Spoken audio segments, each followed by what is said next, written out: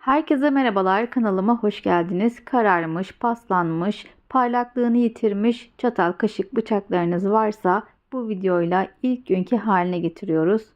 O zaman hiç vakit kaybetmeden videoya geçiyorum. Bunun için alüminyum folyo kullanıyoruz.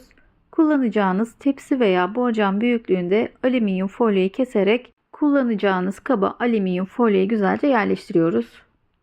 Daha sonra kullandığımız kararmış çatal, kaşık, bıçakları alüminyum folyonun içine yerleştiriyorum.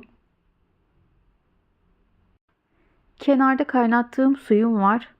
Kaynamış suyu çatal, kaşık, bıçaklarımın üzerine geçene kadar döküyorum. Şimdi sirke ekliyorum. Yarım su bardağı kadar sirke yeterli oluyor. Ben beyaz sirke kullandım. Diğer sirkelerden de kullanabilirsiniz. Yarım limonum var. Limonu da üzerine sıkıyorum.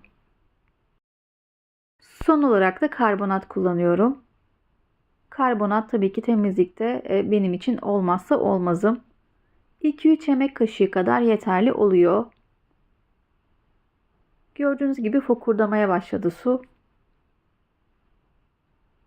Şimdi bu karışım yaptığım suyun içinde çatal kaşıklarımı en az 1 saat bekletiyorum. Eğer çatal kaşıklarınızda paslanma, inatçı lekeler varsa bir sudan geçirmeden önce birazcık süngerle ovalayabilirsiniz.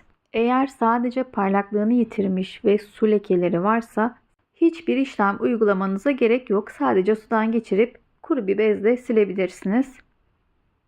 Son hali bu şekilde.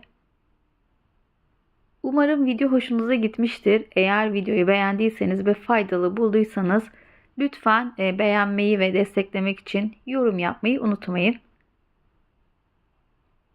Şöyle kuru bir bezle de sildikten sonra size kuru halini de göstermek istiyorum. Videomuzun sonuna geldik. Kendinize çok iyi bakın. Bir sonraki videolarda görüşmek üzere.